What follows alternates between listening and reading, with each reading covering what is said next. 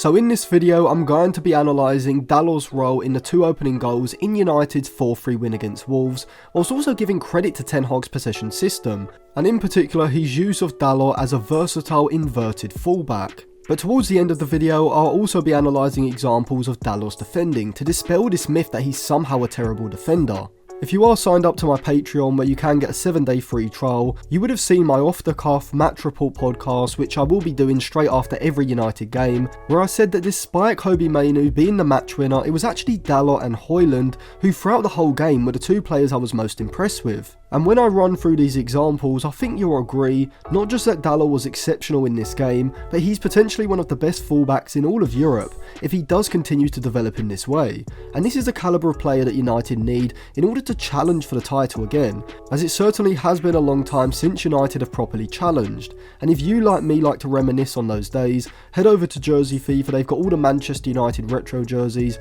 from the 90s and 2000s, as well as from other club and international sides as well. If you use code Atlantis at checkout, you'll get a discount. A link will be in my Instagram bio, which will be linked in the description below. So in the lead up to Rashford's goal, you can see here that Dalot starts inverted in field, with United having the ball in the middle third, using a 2-3 in the deeper part of the pitch, against Wolves' 2-man front line and 3-man midfield line. And you can see here as the ball gets circulated from Martinez to Shaw, back into Casemiro in the centre of the pitch, that because Dalot has taken up this inverted position, he now has space wide of the Wolves midfield three. And one of the things I really like about Dalot is that he's very efficient in possession. The ball gets circulated over to him by Casemiro, and whereas I often feel players like Wan-Bissaka and Varane take too long in possession when they receive the ball on the right side, Dalot swiftly gets the ball out of his feet and out to Garnacho, and now United have a 2v2 on the right flank. And I do have to give credit to Ten Hag here. I thought United's patterns of play down the flanks were very good in this game, something we haven't really seen all season. And as Dalot plays a pass into Garnacho, he also provides that overlapping run, which is incredibly important to this move as it stops the Wolves left wing back Doherty being able to push up instantly onto Garnacho, as he has to drop off a few yards, anticipating that overlapping movement by Dalot. And whereas Antony in this position would probably be looking to come inside on his left foot and just take too long, slowing down the whole play, Garnacho plays the ball back into Dalot, and the movement from Garnacho is also very good. You can see as Dalot comes inside onto his left foot that the pass to potentially split the Wolves back line is on, if Dalot had reversed the pass into Garnacho, who's making a run off of Tommy Doyle. However, instead Dalot goes for a more direct pass into the box. I think he's initially looking for the run of Bruno Fernandes, who could probably take the ball in his stride, but when Fernandes dummies the ball, it goes straight into Hojlund's feet. And from this position, I think Hojlund shows a high level of maturity and awareness, as a lot of young strikers here would probably look to swivel quickly and get away a shot that most likely would have been blocked or just gone straight at the keeper. But instead, Hojlund's aware of Rashford's movement. His touch to actually get the ball under control is very good as well. He also holds off the centre-back, showing that he does have that physicality inside of the box. And Rashford, if he had made a move towards the back post, it's probably hard for Hojlund to get the ball to him. But Rashford sees that the space is on the edge of the box and so just holds a position, pulling away from his marker, and Hojlund's layoff is weighted perfectly, allowing Rashford to just side foot the ball into the top corner. But the lead up to this goal was created firstly by Dalot's inverted position, playing more as a central midfielder when United had the ball in the middle third, but then also by the Portuguese fullback's efficiency in possession and movement ahead of Garnacho, which is something that United have definitely lacked. And United also looks so much better with Garnacho on the right side rather than Antony. I mean, just the patterns of play and the passing seem a lot more fluid. There's not that sort of indecisiveness that Antony brings, and instead with Garnacho and Dalot on the same wavelength, they're able to create these sort of opportunities. I think the second goal in the game against Wolves is a perfect embodiment of what Ten Hag wants his side to do in possession. And it starts with Andre Onana all the way back on the edge of United's own box. And you can see here that all options are being man-to-man pressed. You can see Bellegarde is cutting off the pass back to Lisandro Martinez on the left side. Cunha is close enough to Varane to stop that pass going into him. Doyle has pushed up close to Casemiro. Lemina is on Mainoo, and you can see Totti has followed Garnacho into this deep position, basically cutting off all United's short passing options. Now United could look to play through Wolves' press here with a series of short passes, and with the right coordinated movement, maybe with Mainoo pushing up and Martinez dropping into that space, allowing for a quick pass into the feet of Casemiro and out to Lisandro Martinez, United would probably be able to get out of this pressing situation, but it would be incredibly risky, especially if they were to lose the ball in this position. However, this brings me back to exactly why Ten Hag wanted Onana in the first place, and it's for his long passing ability. as he sees that all the short passing options are being man-to-man pressed, leaving space higher up the pitch, and so he just drops a ball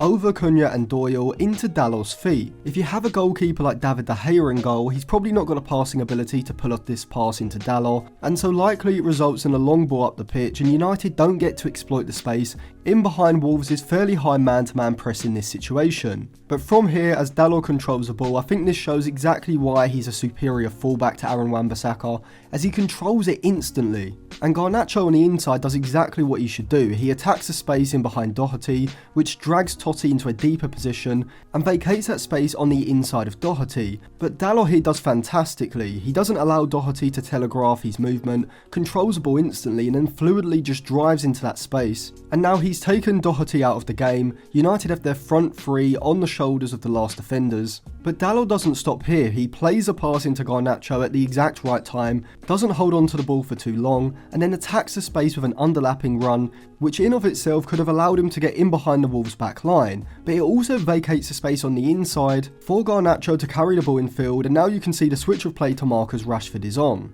And Garnacho's pass out to Rashford is excellent, releases it at the exact right time. If it was Anthony, he probably just holds up the ball, tries to go down the line and ends up coming back, and Wolves are able to get back into a defensive shape. But because Garnacho moves the ball quickly, now when Rashford receives the ball, United are able to create a 2v1, and this is because Wolves had pushed players forward looking to press United high, meaning that Lamina had to come across into a central position, and so when the ball is switched out wide, he's not close enough to Semedo to be able to stop the 2v1 situation. But again, credit has to go to Erik ten Hag. This is obviously something United have worked on, and something that United have really needed, because if Luke Shaw isn't busting a gut to provide that overlapping run, I think Marcus Rashford probably struggles to beat Semedo in a 1v1, lightly holding on to the ball, which slows down the attack and allows Wolves' midfield to get back into shape. However, Rashford and Shaw are perfectly in sync, and the timing and the weight of pass down the side of Semedo from Rashford is absolutely perfect. And so now Luke Shaw's in an incredibly dangerous crossing position. I mean, he could cut the ball back to the edge of the box,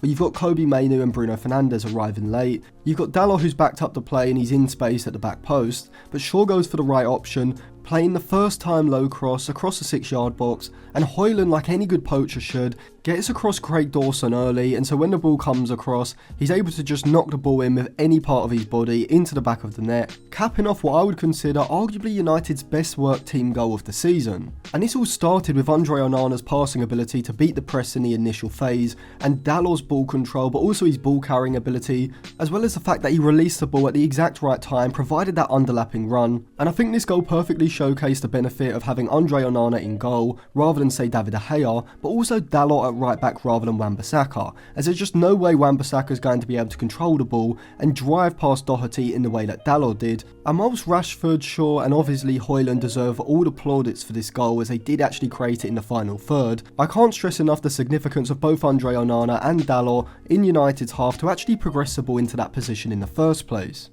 So in this example, we see Wolves attacking down their left side, and I first want to point out Dalot's body positioning. I think his body positioning is very underrated. You can see here if the ball goes down the line, he's in the perfect position to get across and make the tackle, but crucially he's also not too close to the touchline, and he's actually in line with the ball, which means that if Cunha comes inside, he can quickly react and put in a tackle from that position as well. But Wolves do eventually lose the ball down that channel, with Varane making a good interception. And here you can see as the ball arrives at Dalot's feet, he's got two Wolves players who are instantly going to counter press. And from this position, I think if it's Aaron Wan-Bissaka, he probably looks to play the pass backwards to Onana, because he doesn't have the sort of composure and ball control in these situations to take advantage of the pressing players as Dalot does. First of all, Dalot completely sails Cunha, feinting like he's going to play the pass into Casemiro before dragging the ball back across and then driving into that space that Cunha has vacated. But rather than just aimlessly driving forward with the ball into the Wolves pressure, Dalot recognises the opportunity for a lofted pass, taking the Wolves midfield line out of the game, and he weights it perfectly. Dinked into the feet of Rashford, who now plays the pass into Hojlund, and now United, from having the ball in their defensive third on the edge of their own box, have been able to, in a matter of seconds, transition the attack quickly into the middle third, taking the Wolves midfield line out of the game, and Hojlund's able to drive forward before he's eventually fouled in the Wolves half. And it's exactly this sort of composure and technical ability under pressure, which is why I think Dalot is just a superior fullback to Wan-Bissaka, as he allows United to work out of these situations and not just retain possession, but also move the ball into the middle third and actually start attacks. But also in this game, Dalot displayed the sort of tactical awareness which is going to be vital for any Ten Hag fullback. We can see that he initially starts in a central position in a double pivot alongside Casemiro, creating that box shape with Kobbie Mainoo pushing up alongside Bruno Fernandes. But as the ball gets played into Varane in the centre of the pitch, Dalot is quick to recognise where he needs to be and where the space is, and he instantly pulls out wide to the right side, creating that back three as Mainoo drops in alongside Casemiro.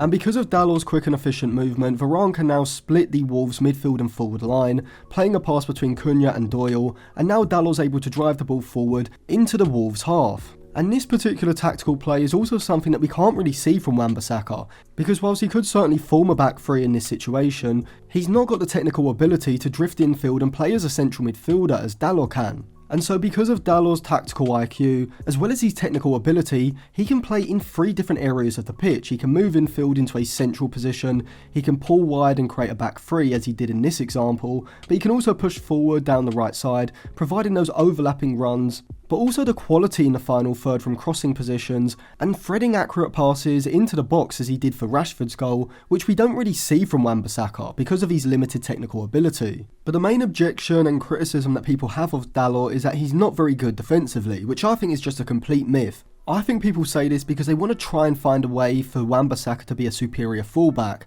but they know that Dalot is just so much better in possession, so they have to create this myth that Dalot is terrible defensively, which he just isn't, and you can see this from this example. So you can see as Bellegarde's about to switch the ball out to Cunha, that Dalot first of all has got his positioning excellent, he's very tight to Varane, but he's also aware that Cunha is his man, and so when the ball gets played into Cunha, you can see how quickly he's out, closing down that space and not allowing Cunha to drive forward at the back line. However, the issue is that from deep, Totti is going to provide that overlap, and so essentially Dalot is in a 2v1 situation, but he handles it perfectly. First of all, he's out to Cunha, but he recognises that he's got to drop off to cover that run from Totti, but he doesn't drop off too early to provide that space for Cunha to then drive into. Instead, he gets his timing perfect. And when Cunha plays the ball back inside to Bellegarde, Dalot's positioning is as good as it gets. First of all, he's so tight to Varane, which really narrows the space on his inside. You can see him checking over his shoulder, so he's aware of where the ball is, but he's positioned so that if the ball does go out to Totti, which it does, on his inside, he can just quickly react, and he gets across to Totti instantly, getting right up against him as he tries to put in the cross, which if it had gone across the 6-yard box would have put United in a precarious position, but Dalot's positioning is excellent, enabling him to get out to Totti instantly and block the cross out for a corner. And so I think these examples really show how complete Dalot can be as a fullback, helping United progress the ball out under pressure from the defensive to the middle third, having the ball control and the ball carrying ability to then drive through the middle third and link incredibly efficiently with Garnacho on that right side, whilst also actually being a very underrated defender as well, being positionally excellent, both in terms of where he should be positioned on the pitch, when he should move out to close down players, but also how he positions his body as well to allow him to adjust quickly and react to passes that go in behind him. Now, we'll do a future video maybe looking at some more tactical aspects of how Dalot can develop further, so if you do want to see that, make sure you subscribe to the channel, check out my Patreon, it will be linked in the description, and you can find some of my other videos linked down there as well. Click the bell so you do get notified when my videos do come out.